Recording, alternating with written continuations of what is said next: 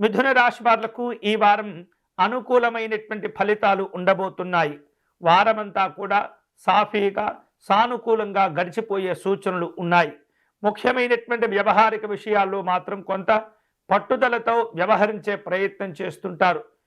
కొన్ని అంశాల్లో తమకు రావలసిన తమకు కావలసిన అంశాల్లో సాధించుకునేటటువంటి బెట్టు చేసైనా సరే వాటిని సాధించుకుంటూ ఉంటారు. పనులన్నీ కూడా చక్కబెట్టుకుంటూ ఉంటారు.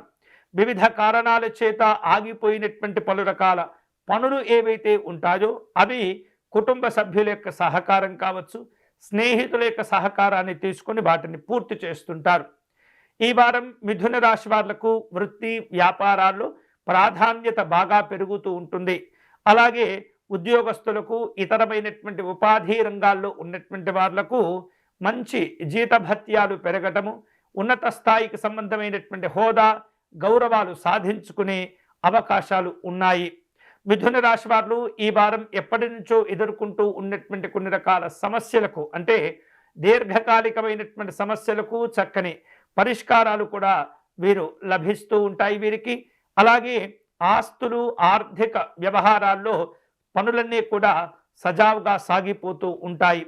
వ్యాపార కార్యక్రమాల్లో మునుపటి కంటే రెట్టింపైనటువంటి లాభాలు పొందే అవకాశాలు కనిపిస్తున్నాయి. కుటుంబ సభ్యుల యొక్క సహకారాన్ని కూడా పొందుతూ ఉంటారు. వివిధ రూపాల్లో ప్రయత్నాలన్నీ కూడా ఫలిస్తూ ఉంటాయి. ప్రయాణాల్లో మిథున రాశి వారు జాగ్రత్తగా ఉండాలి.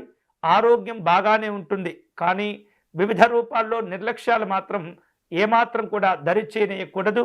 కొన్ని రకాల శుభవార్తలు వినే అవకాశాలు ఉన్నాయి. విద్యార్థులకు ఈ వారం అనుకూలంగా ఉంటుంది. తేలికపాటి పురోభివృద్ధిని సాధించుకుంటారు. నాయకులతో మనస్పర్ధలు ఉండకూడదు. రాజకీయపరమైనటువంటి వ్యవహారాలు కలిసి వస్తాయి. ఈ వారం మిథున రాశి వారు శుభకరమైనటువంటి ఫలితాలను పొందేందుకై సుబ్రహ్మణ్య స్వామి వారిని ఆరాధిస్తూనే దక్షిణామూర్తి స్తోత్రమును పారాయణం చేయండి.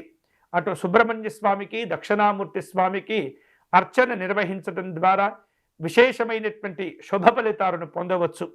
గోసేవ చేసుకోవటం, పేదవారికి కాయగూరలు దానం చేయటం, అన్నదానాది కార్యక్రమాలు చేసుకుంటూ ఉండటం ద్వారా మిథున రాశి వారు ఈ వారం మరిన్ని శుభ ఫలితాలు పొందవచ్చు.